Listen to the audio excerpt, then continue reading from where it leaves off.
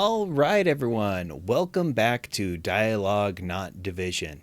It's been a couple weeks since we've had an episode. There's just been so much going on. I wanted to take a little bit of time to process things that are going on in the world. And as many of you are probably already aware, over the last couple of weeks, the trial of Derek Chauvin, the cop that famously kneeled on the neck of George Floyd, that trial has been going on. It's been all over in the news.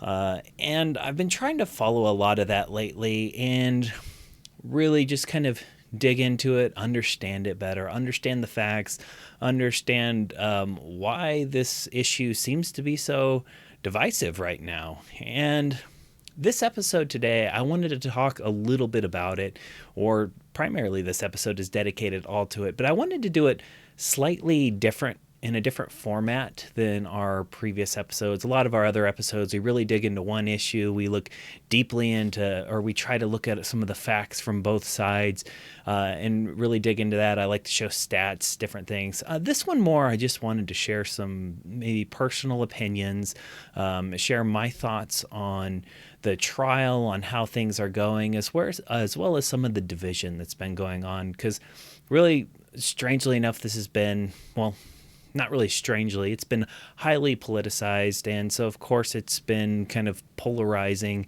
to different individuals. And really, it's something that I don't think we have to make quite that polarizing.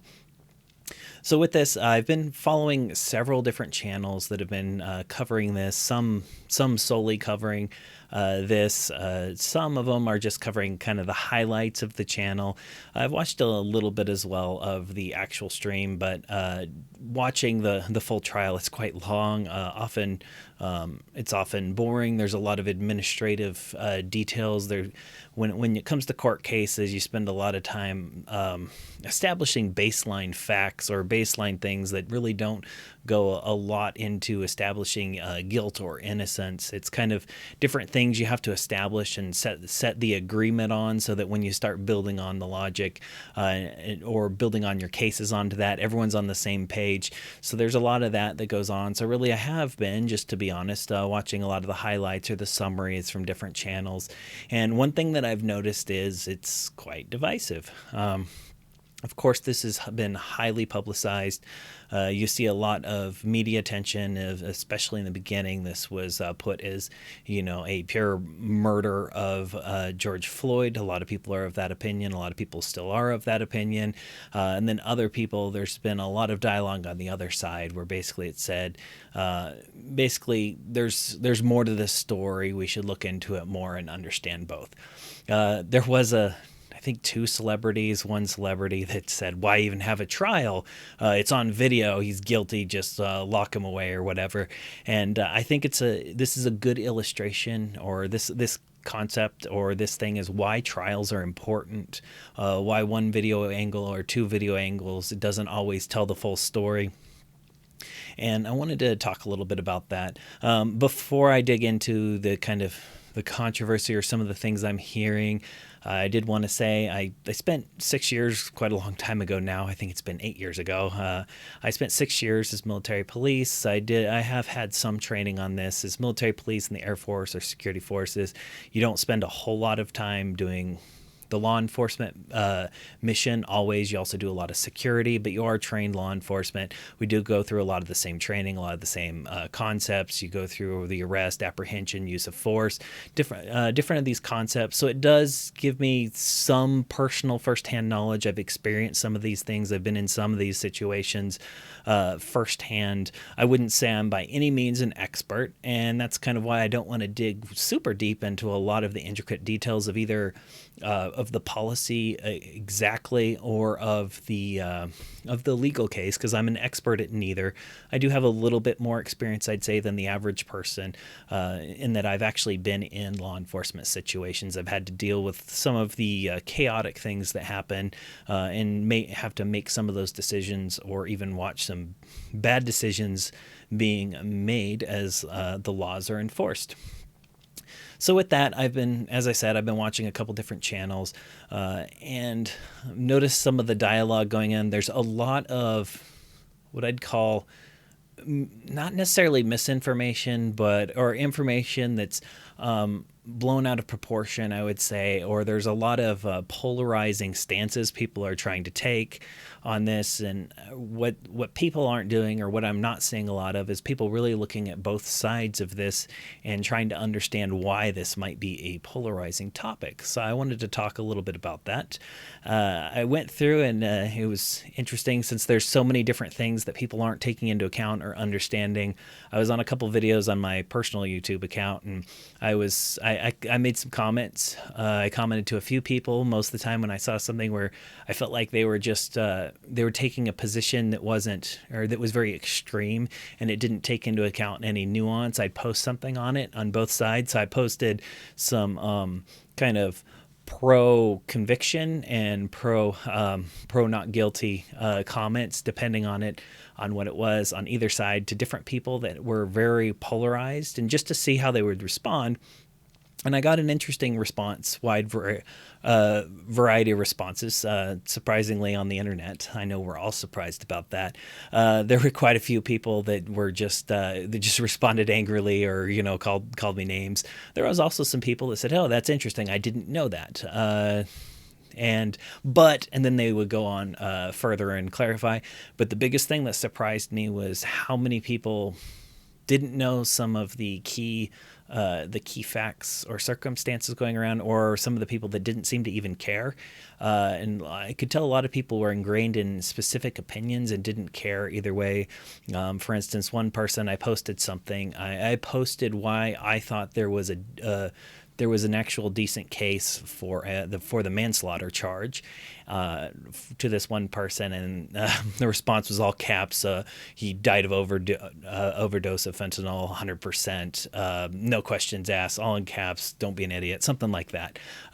Which, of course, it's an oversimplification, and I had explained why it actually, for the manslaughter charge, it may not even matter if that was directly the cause. So I saw a lot of that, and a lot of people just really, really polarized on this. So I wanted to take a couple minutes and explain to people why this might be a big deal, or why there are even two sides to this argument. If you're one of the people that's just seen the clips of the video, or the clip of the video, what you see is 8 or 9 or almost 9 minutes of Derek Chauvin kneeling on the neck of George Floyd, or apparently kneeling on the neck of George Floyd. You hear him saying he can't breathe, and very, very sadly, you hear and see is kind of the life, what apparently it just seems like the life leaves him, and he dies. It's a very, very sad and tragic thing. You see the image you see all over the news is this one here, with, of course, him kneeling. You see here, for those of you who can't see, Derek Chauvin, he just has his knee right on his neck. His face is in the pavement. His eyes are closed. And the cop just has his hand in his pocket, kind of looking down at him. You also see other images where he's kind of just staring off blankly.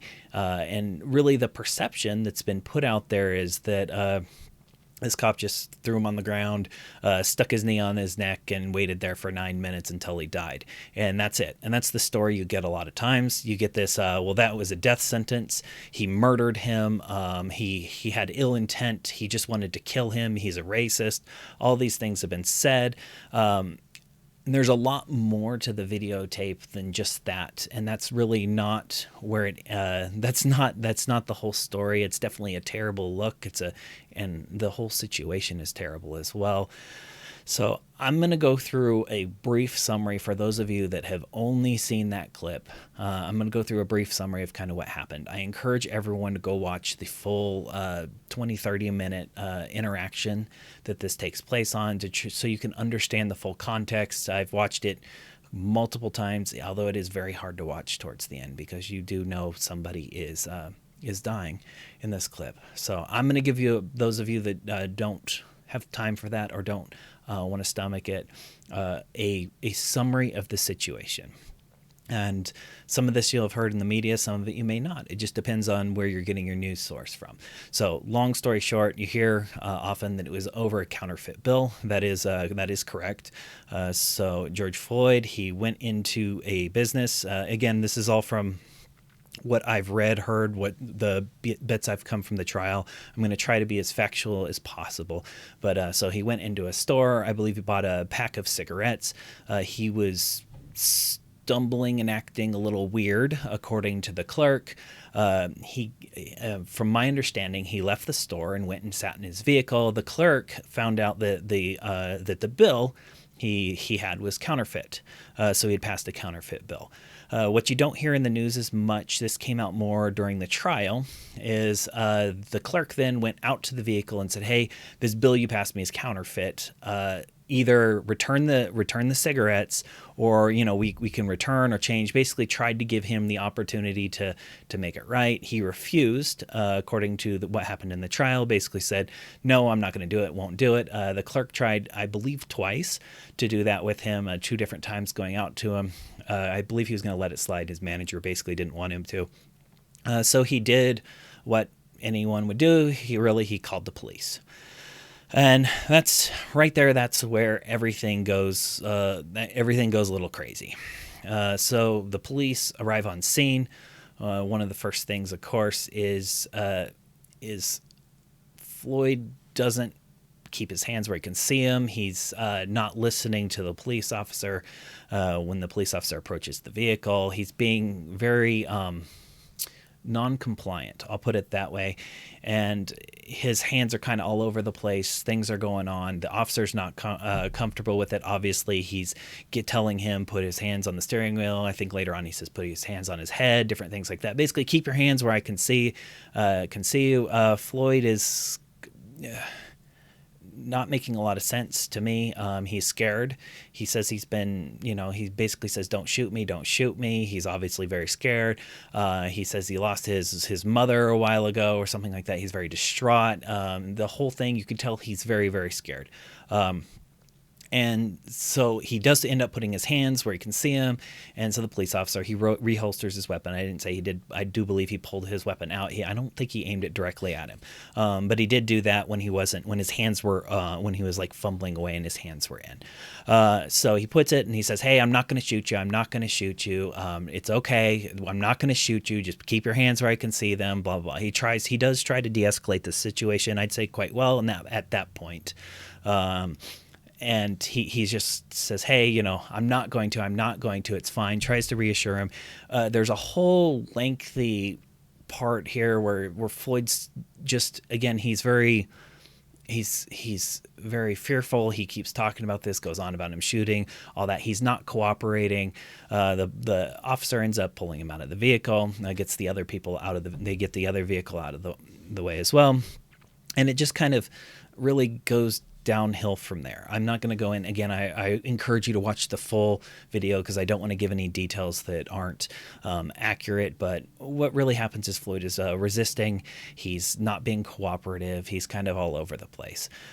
So the officers end up cuffing him, which is, as a police officer, that is something you can do. That is considered a use of force. You can do it to somebody really generally for almost any reason. Normally what it is, it's for officer safety or the other person. So when somebody's being, in this case, it's a 6'6" person, I believe, very large individual. He's being chaotic, kind of not really listening, going all over the place. What he does is he places him in handcuffs. And that kind of escalates the situation a little bit because he's very talking about how he lost his mother, how all of this. He's very emotional and, again, not listening to commands. Things are going around. A lot more happens. The officer ends up trying to put him in the back of his vehicle. And as he puts him in the back of the vehicle, he starts complaining about being claustrophobic. Already he was saying he couldn't breathe through kind of the whole process. He's saying he can't breathe.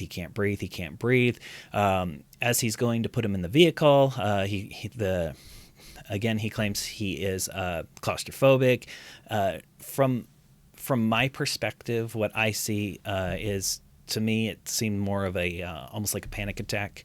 type situation. I've had panic attacks in the past, and that is something that you can definitely start panicking. You can definitely do that. Confined spaces can do that. Ones you can't get out. So he's really panicking, saying he's claustrophobic, all of that. The officer's being fairly nice to someone who's resisting them, not letting him go in. He's saying he offered to like roll down the window, turn on the air. At one point, George Floyd says, don't leave me, don't leave me. I don't want to be alone. So he says, hey, I'll stay with you. He does all that and really tries to get him in. And then he kind of halfway gets in the vehicle. He kind of, when as he goes to put him, Floyd kind of lays in the seat, and then the other officer goes around, and they're trying to get him in the vehicle. He opens the door. And from best I can tell, Floyd ends up kicking himself all the way almost out of the vehicle.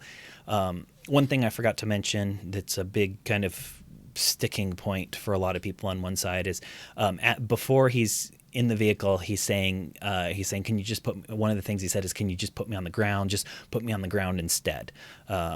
So that's one thing he says. So as he kicks him out of the vehicle, that's when kicks himself out of the vehicle. They end up, he's struggling. So they put him on, they do pin him against the ground. And that's the part where the pinning against the ground starts.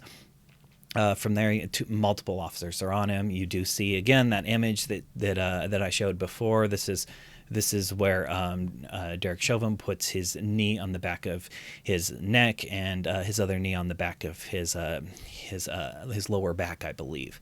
And the other officer tries to control his legs as he's kind of squirming around and doing that.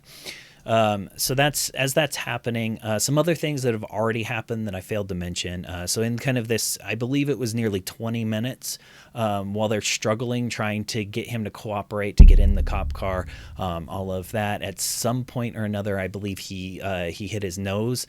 And so the officers call for EMS. A non-emergency call, as best as I can tell, or what they do is code 2, so it's an urgent call but a non-emergency. Normally that means you're not using lights and sirens on your way. A couple minutes later, you do hear them again as the struggle's taking place. You hear them start to ask about drugs, things like that. They actually asked Floyd before kind of things got real flaky if he was on drugs. He said no,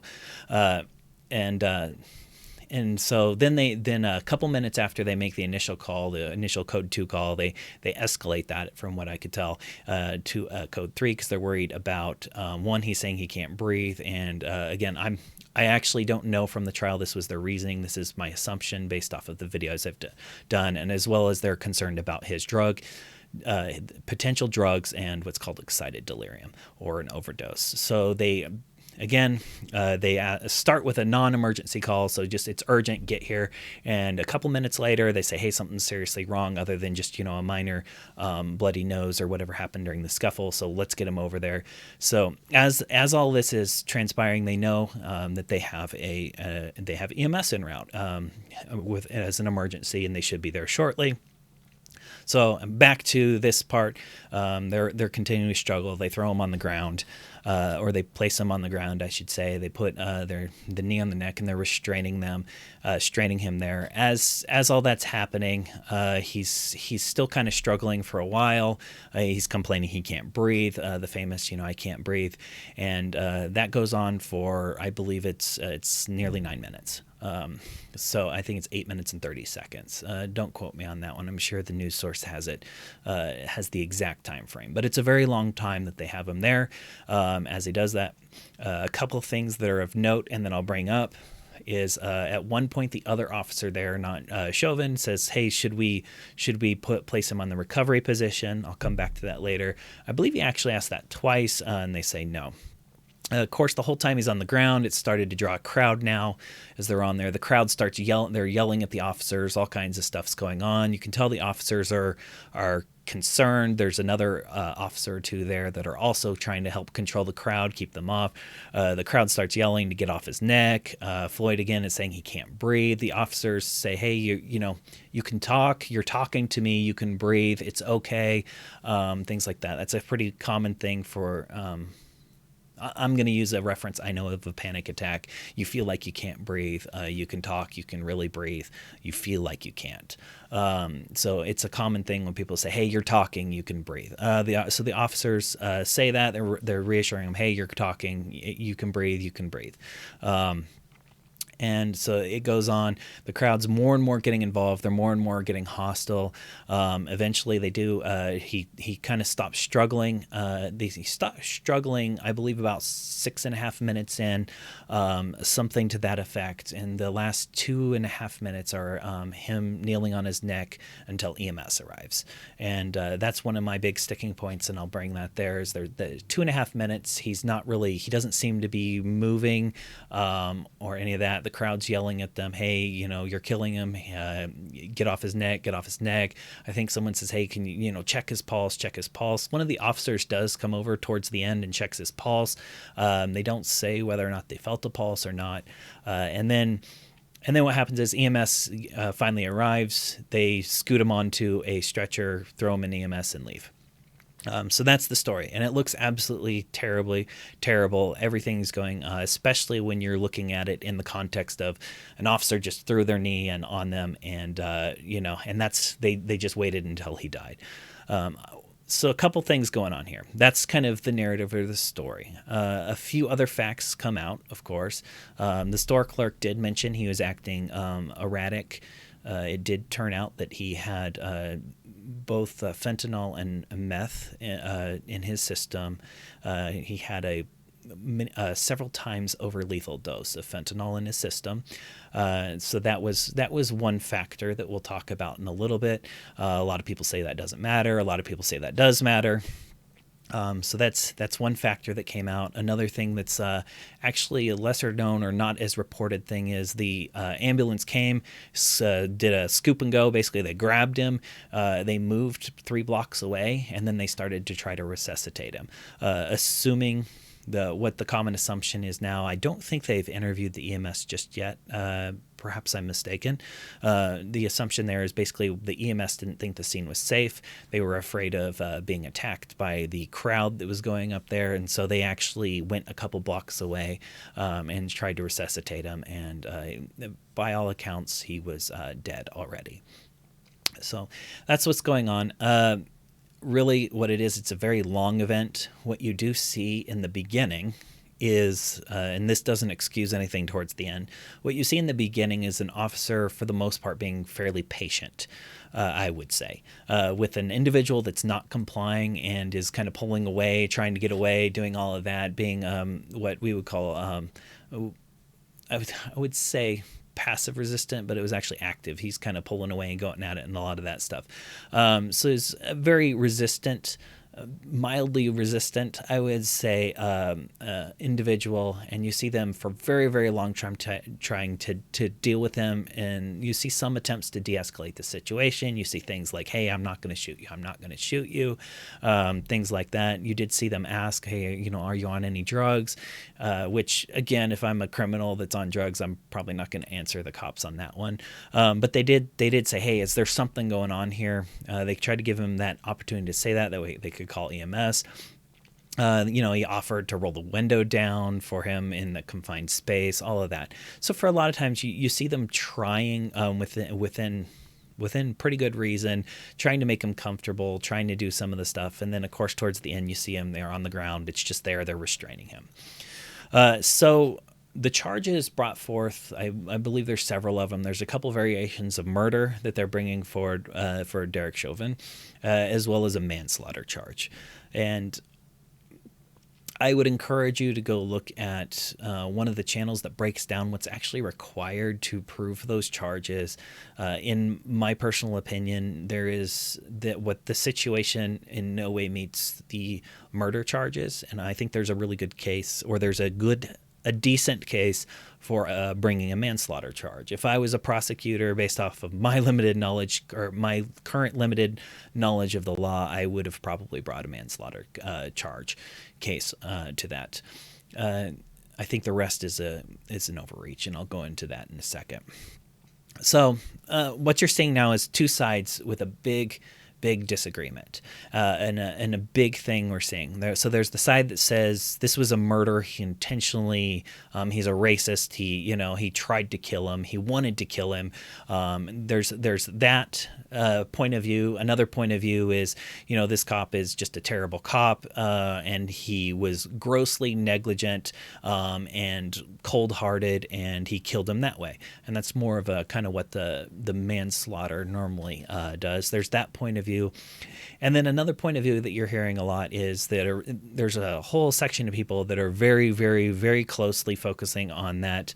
I believe it's 3 times the normally lethal amount of fentanyl in his system that was on the toxicology report. And they're saying that's what killed him, not the knee on the neck. So let's get into this just a wee bit. And here's why I'm going to say I think there's some good cases on either side. What I don't think you can say is this is by any chance premeditated or even intentional murder. There is no evidence that I've seen to date that there was any ill will towards him, there was any malice, or that this was intentional. So I'm going to go ahead and just state that. So for all of you out there that are just saying, he was out there to murder him because he was black or because he knew him from somewhere else or something like that, I would encourage you to look for some evidence of that. Feel free, if you find some, to post it. But at this point, I have yet to see any actual evidence that there was malice or that this was intentional. This wasn't an intentional murder. It definitely wasn't premeditated. One of the biggest arguments that you see a lot is, okay, he did something grossly negligent, meaning putting the knee on the neck, and he left it there for a very long period of time. He should have known that would have killed him. The crowd was telling him that he'd kill him, all of that. And that's one of the big arguments you hear. And there's some merit in that, especially when it comes to the manslaughter charge. So one of the big things that's going on right now in the trial is they're trying to show that. They're trying to show that that the knee contributed to his death and made it worse. So that's one point of view. And then again, the other point of view is more, well, he had a lethal dose of fentanyl and fentanyl caused it. And the knee on the neck was either a minor thing or it wasn't even a contributing factor because he would have died anyway and because really what is done. So let's get a few things straight here. Again, I want to reiterate the I can't breathe thing was not isolated to the knee on the neck. That happened all throughout. One of the things that I'm seeing argued about a lot is the claustrophobia claim, and people really are digging into that and arguing about his claustrophobia claim, getting into there, and they're trying to use that to make him be a liar or something like that, or paint him in a bad light, and really getting stuck on this claustrophobia claim, and they're getting stuck on that, saying, well, he was in a front seat of a small car right before, and then when they put him in the back, he's conveniently claustrophobic. One thing I want to say to that is that's a thing. Is people say, oh, it's convenient claustrophobia. One person I saw in a video, they commented like they knew somebody, I think it was their mother or something, that they would get claustrophobic in the back seat of a car, but not the front seat. One thing I wanted to say is, and then one person said, oh, so selective claustrophobia. I would say, one, that this doesn't really matter to this conversation, whether or not he was claustrophobic, but I do want to bring some awareness to, especially when it comes to panic attacks or being out of control, things like that. You definitely can feel claustrophobic. You feel like you want to get out of there. You feel like you can't breathe. Normally it's for things that don't make sense. So when people say, well, selective claustrophobia, my point, one of the things I brought up is it's not really selective claustrophobia. It's more a panic attack. I have had them in the past, and they have nearly always been from a lack of control, from feeling trapped, things like that. So it was definitely something, seeing that, I could feel and relate to that. And what it is basically panic attacks. For those of you that don't know, they normally start with a small fear. Sometimes they don't even make any sense at all.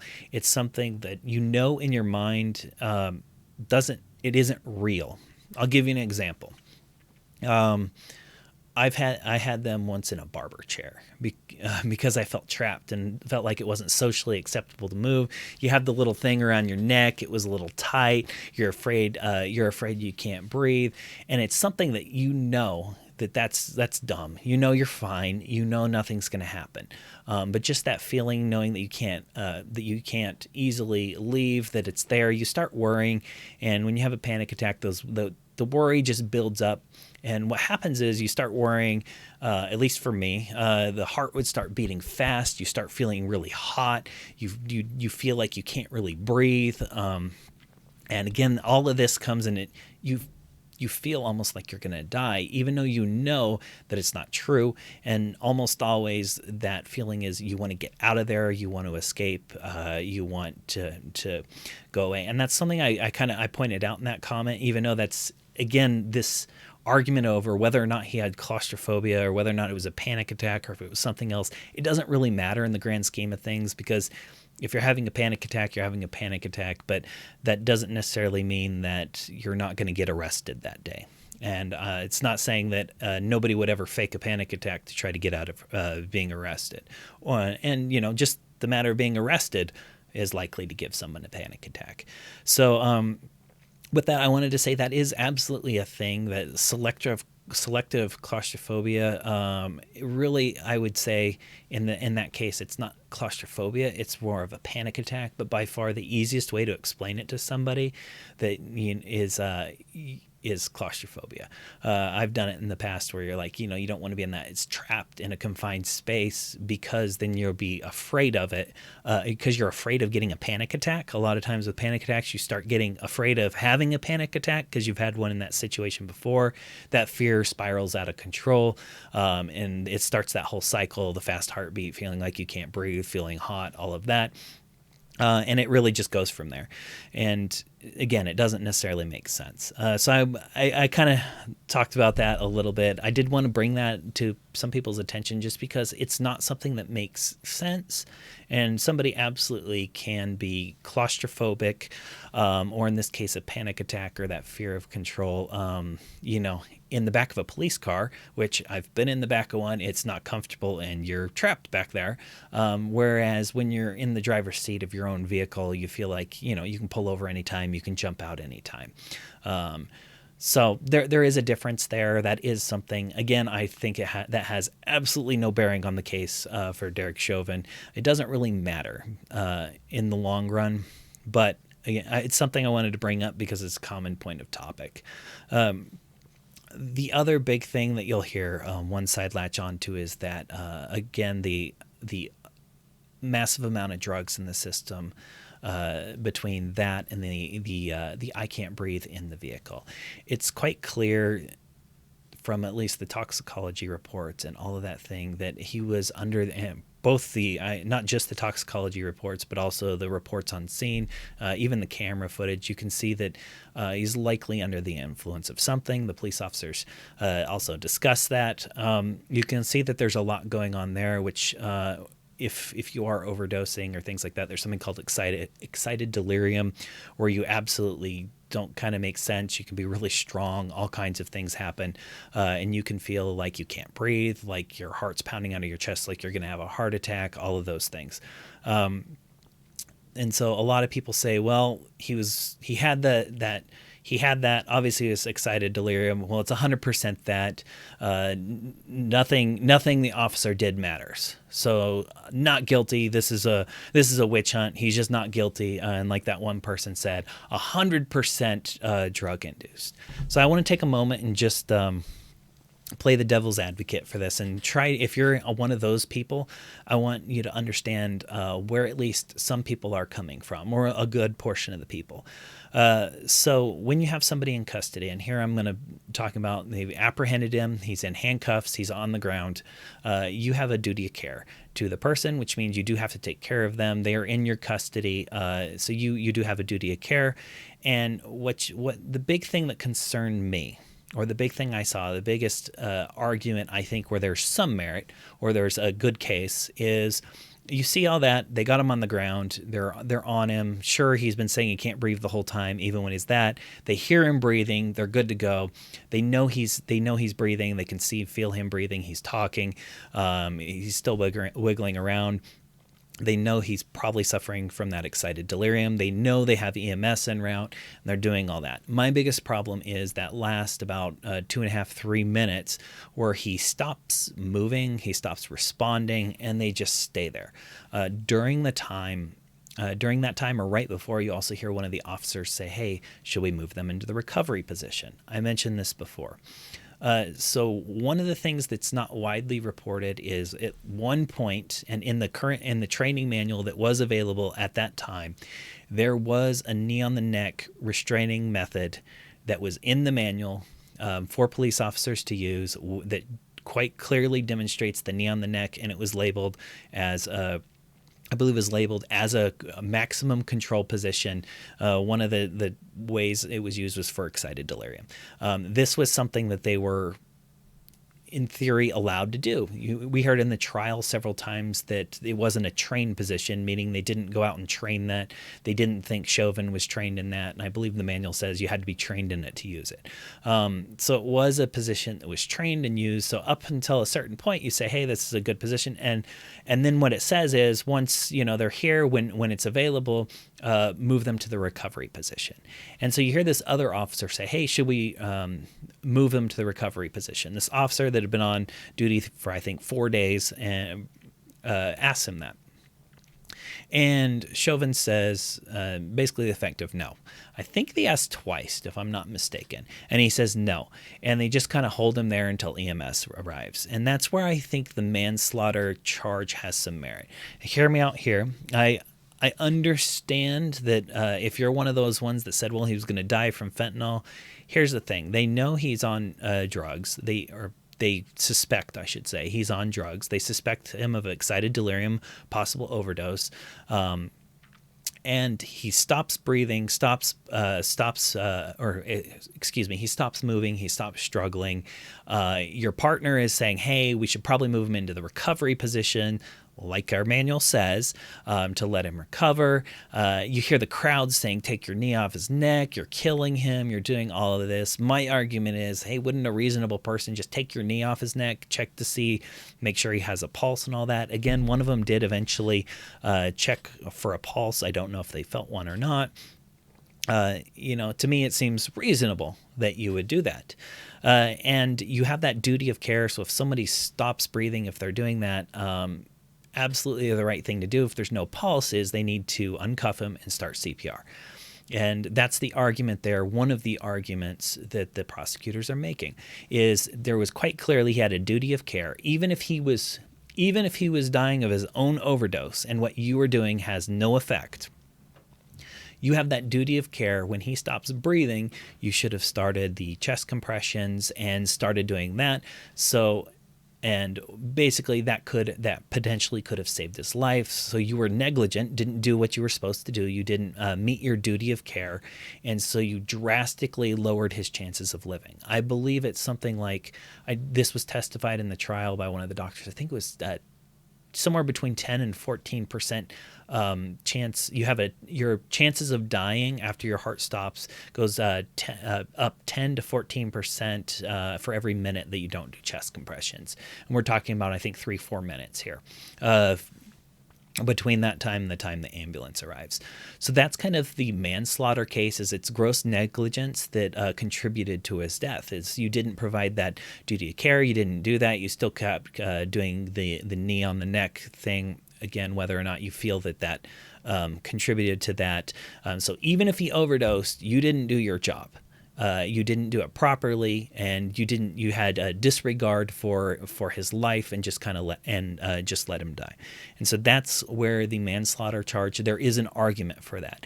And I want people to think about that for a little bit, because that is something you would expect a police officer to do. If you know somebody's dying, even if it's something they did themselves, let's say you accept that it's 100% a fentanyl overdose and the knee on the neck did nothing, you would still want them. They still have that duty of care. They still try to revive you. Now, there's this is where I'm going to kind of break off, and I'm going to show the other side of the argument a little bit as well. You do have that duty of care. You have to do it when possible and when it's safe. And this is where some of the stuff starting coming out in the trial now. One of the things is the scene has to be safe, and it has to be safe to actually provide care. One of the people I follow, this is an actual lawyer, and I highly recommend you check him out. If you go to the Law of Self-Defense, there's a YouTube channel. He also has a blog. I think it's just lawofselfdefense.com. Some of his stuff is paid content, very good stuff. He's been covering this trial. He's been giving daily updates of the trial. He's very good, very legal-minded. What he does is he is a self-defense lawyer. He knows this type of law. He very well. Overall, he's, I'd say, very logical. Definitely is a defense lawyer. So in this case, I think he looks at things from definitely from the defensive perspective. So he looks at how someone could get off or why the law doesn't apply. But I'd highly recommend it. I went off on a little trail here, but one of the things he brought up is, yeah, it has to be safe. And the scene was debatably not safe. So what you have here is you have a riled up crowd, a crowd making threats, calling the police names, increasingly getting angry at them. I believe one of them even had to be restrained. It was a very chaotic situation. And so one of the things you have to take into account when you're evaluating all of these is what they call the totality of circumstances. So all of the factors that are going on around the police officer, everything that's happening, and then you're only supposed to take into account the information they know. So what the police officers know here is they have a large crowd, very angry crowd, a threatening crowd, a crowd that could definitely turn violent. They have a large individual that's down, possibly overdosed.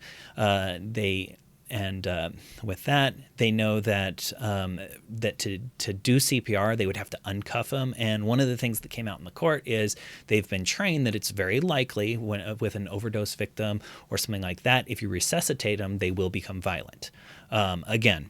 And then what the police officers also know is that they know any minute the ambulance is arriving. They had placed the call quite a while ago.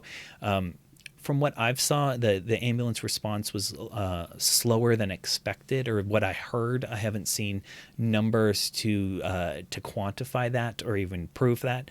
But so to them, ambulance is just around the corner.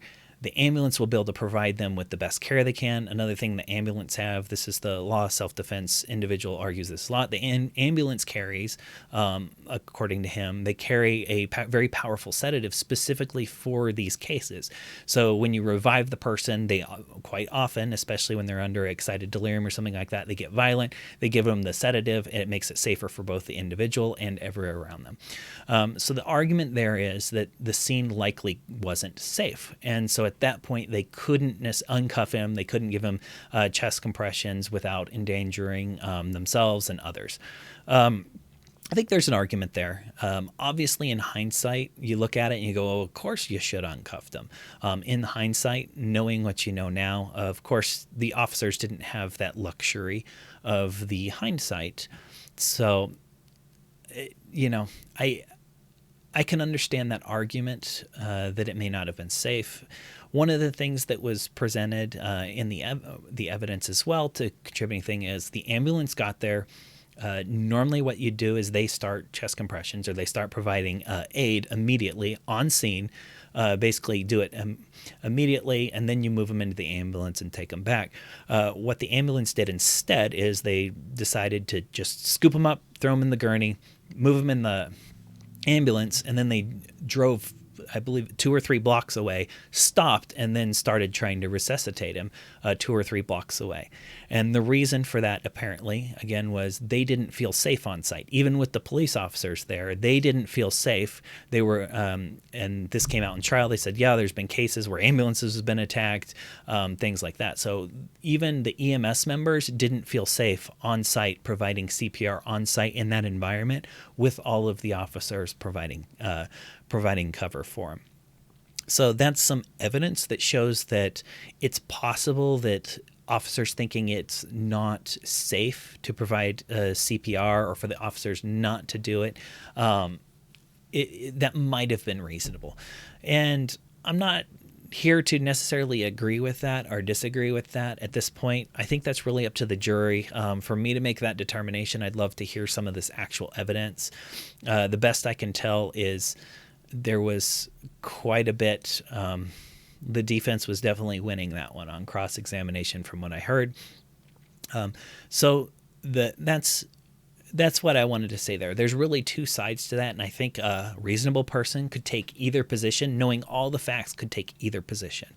And what I think it's important to do is to, at this point, trust the system where the jury are getting all of the facts, and what they're going to have to do is place themselves in the position of an officer that's there. They have a resistant suspect that's large, one that they know might be violent when they comes back up. They know in this case, all the officer would know is that the ambulance was just moments around the corner. They're better trained, better equipped to handle this. And to think if it was reasonable to make the decision to not provide that care or to delay that care for a few minutes. I think that's, again, a reasonable person could come up with either decision. And I think leaving that up to the jury of the individual's peers is the best thing to do, according to our legal system. With that, I did want to address something else, is the knee on the neck thing.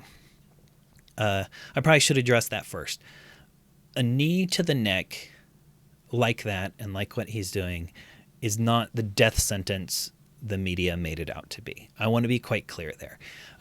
This is for any of those people that haven't done extensive like wrestling, submission wrestling, things like that. By itself, it is, with no other factors, it's not a death sentence. You're not going to choke somebody out and kill them just by putting a little bit or even a lot of pressure on the back side of the neck like was done there. That's just not how choking works. So that's kind of why I didn't talk about a lot of this. It looks really bad, and to people that don't understand the mechanics of chokes, it looks really bad. It seems like he just choked him out and killed him. There are two different types of chokes. In the trial, they haven't done a good job distinguishing between these two. There's two different types of chokes. You learn these in jiu-jitsu, any submission, combat sports. There's air chokes and blood chokes.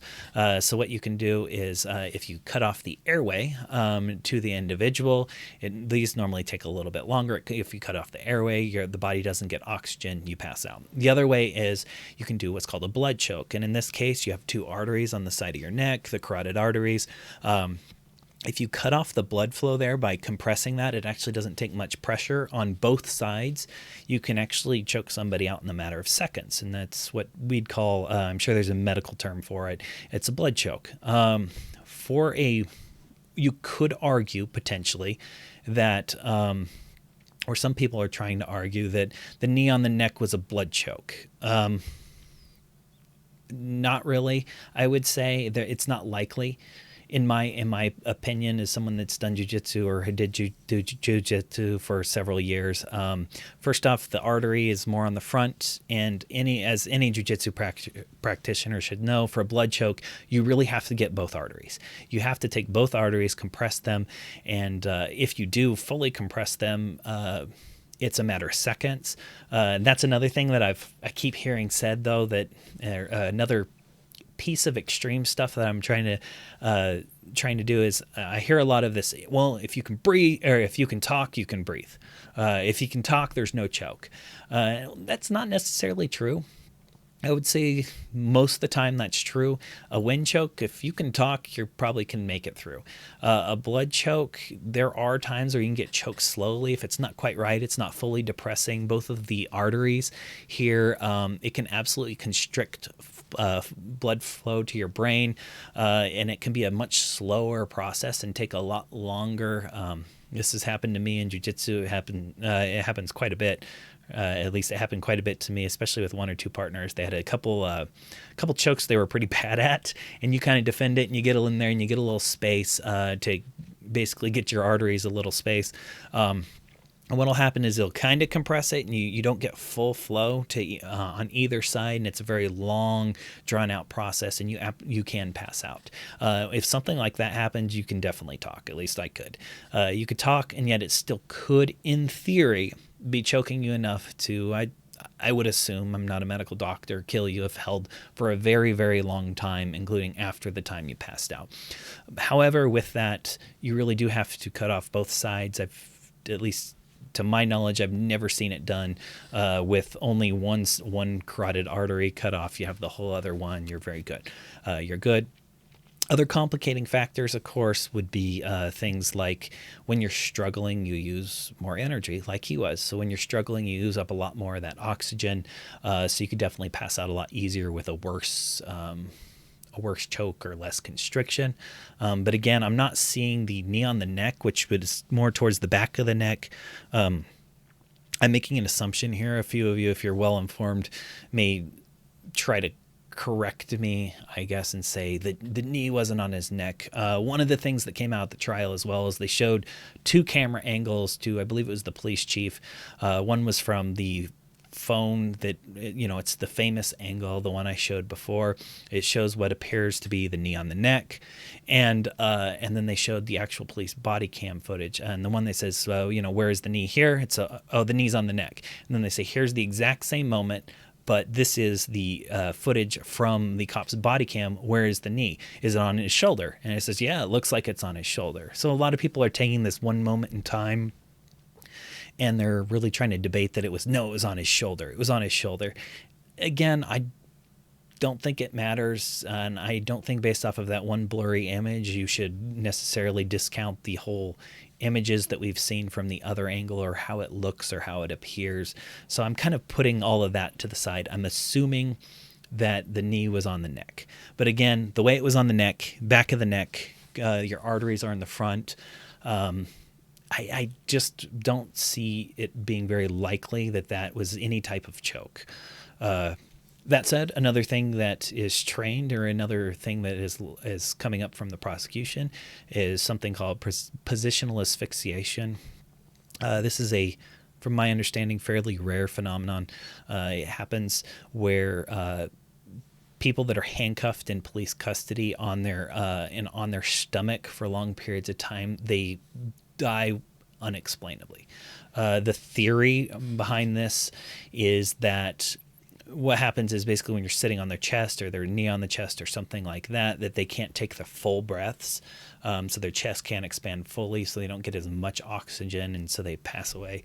That one, at least from the way it was taught to me back when I was in, it's one rare. Oftentimes you're more concerned about that if there's other complicating factors, and there's a lot of debate currently on whether or not it's even a real thing. Now, what definitely is a real thing is there are cases where people have died in police custody like that, and they don't have a good explanation. But oftentimes there are complicating factors, things like drugs. I believe another one of them that I was taught, again, this was at least 8 years ago. I got out 8 years ago and stopped doing it over 8 years ago. I believe another one was if you're pepper sprayed, it gets in your lungs and all that. And then if you leave them prone face down too long, that was another one that put them at greater risks. But drugs, other things like that contribute to it. The science is kind of mixed on that one. One of the institutes did a lot of research on that, and they really don't think it's a real thing. They think that the deaths are caused by something else that's explainable. But anyway, that's one of the things that's coming into play a lot with the prosecution. A lot of police officers, a lot of departments are trained about this. I know it was something that was mentioned to me, and that's why you see the things like the recovery position. And here you can definitely see 9 minutes. They left him on his stomach with somebody on his back. But I think that's a pretty weak case because, one, it's an extremely rare event, and two, one thing that the defense has shown a good job is it's much more likely, at least from what the defense has shown from the medical experts' testimony, all those same symptoms, it can also be explained by the drug overdose, the shortness of breath, the way it kills through asphyxiation is also directly explained by the drug overdose. So anyway, that's my take on it. So again, pretty complicated in my mind. The murder charges, he is very, very, very, very unlikely to be found guilty of, assuming the exact letter of the law is followed. And based off of the current evidence that I've seen, very, very unlikely. I think there's a case to be made for the manslaughter.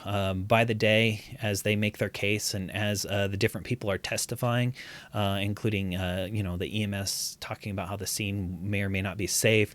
The police trainer talked about one of the actual police trainers talked about using that technique themselves, for until EMS came in one case. So there's been a lot of things that are shown where this basically isn't as bad as it looks.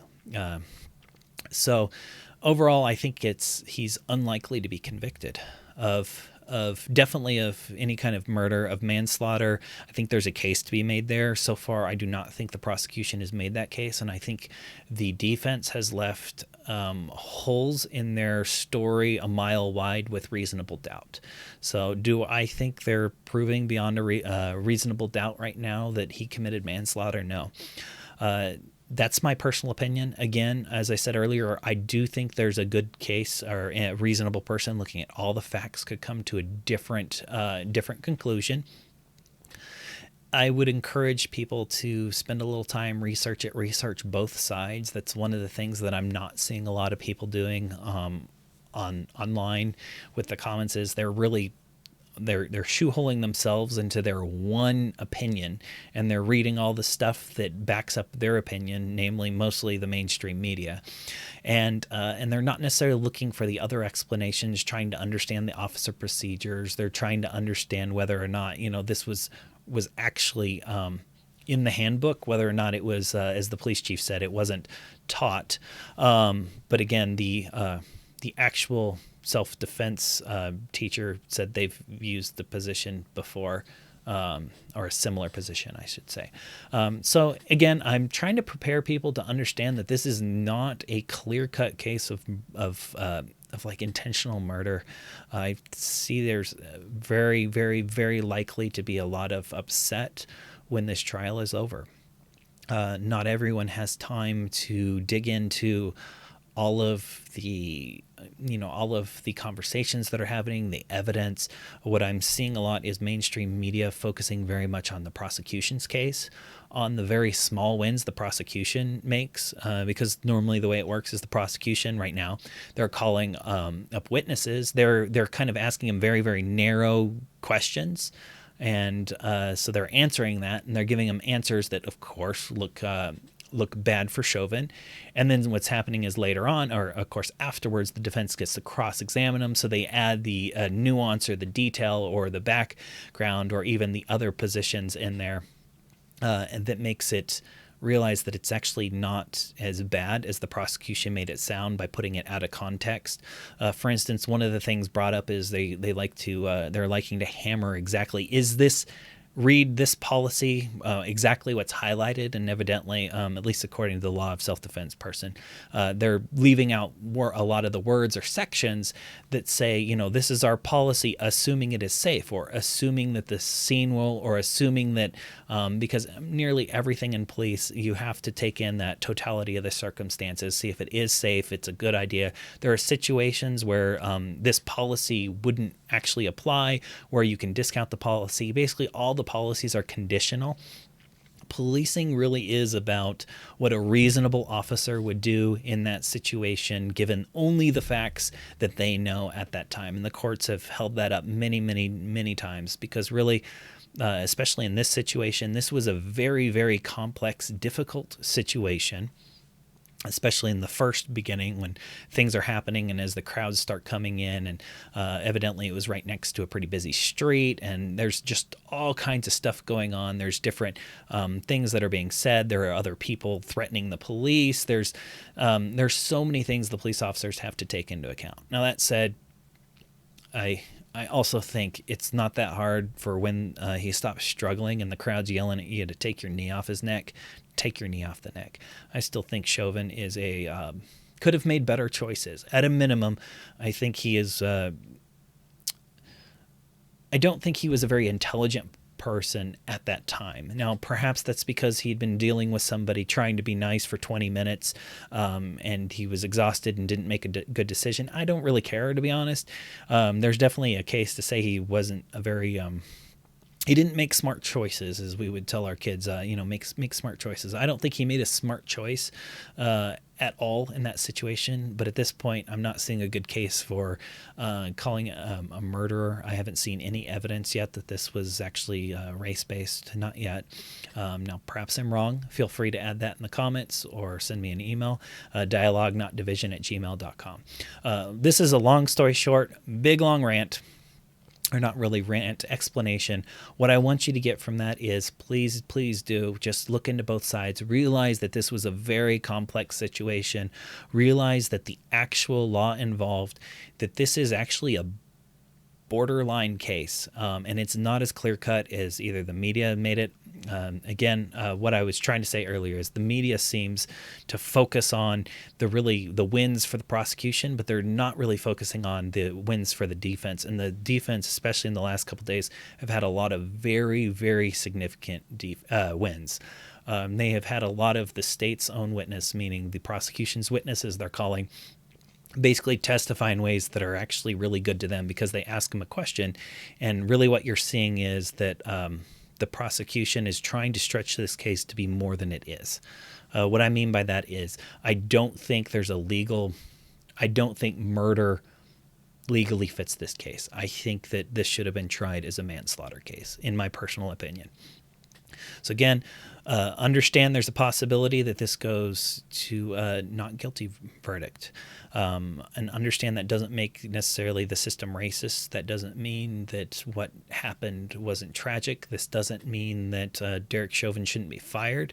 This doesn't mean any of that. What it does mean is that this is a very complicated situation, that there were many, many factors, that it likely wasn't, that knee to the neck likely wasn't a direct cause. Whether or not it was a contributing factor is being debated. So please don't get too upset about this. Prepare yourself for either verdict. And don't get too wrapped up in one side or another. Read a little bit about both sides. Try to understand both sides. And I would encourage you to try to pull some people towards the middle, as this is a very polarizing issue right now. Or I should say there's a lot of people that think that if he's not found guilty and sentenced to life, that the system failed. And I would encourage you to have discussions with people that feel that way, that are open to rational thought. Just expand their mind with a few facts if they're willing to listen, and hopefully educate them in that. Again, if you have thoughts, feel free to put them in this video. If I misstated something, if I got something wrong, please do put a comment, send an email to Dialogue Not Division.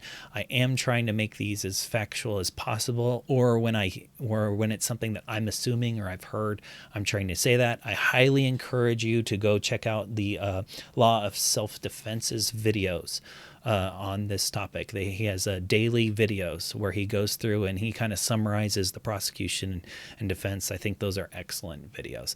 So other than that, I know it's a pretty hard topic to talk about. We're not ending on a happy note. It's something that's very sad that happened. A life was lost, but I did really want people to try to use this as a coming together time. And if we want to talk about reform in police, I think that's perfectly fine. What I don't want to do is to use this individual as kind of the scapegoat for all of police, try to send him to jail for the rest of his life, or over something that I think your problem is with the actual police department that had this in the manual. I think that your problem may be with some of the policies, maybe with some of the methods for policing. But I wouldn't take that out on this individual. We can absolutely have conversation about police reform. I believe that most police officers are good people. I think they have good intentions. I think they make mistakes. I think there are some police officers out there that are terrible people.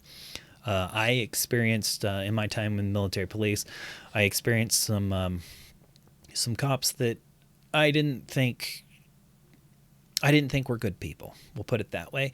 I didn't like the culture around it. I thought there was a lot of room for improvement with the culture. It wasn't something that fit my personality very well, which is why I got out. And so I would absolutely agree with anyone that says that there are big steps that we could take to improve policing. I would agree with that, but let's not turn this situation into something more than it is. Let's stay objective and reasonable, try to understand the facts. And well, that's all I have for you. There won't be a show next week. I will be on vacation, spending some time in the woods next week. We'll pick it up the week after that. Thank you, everyone, and have a great week.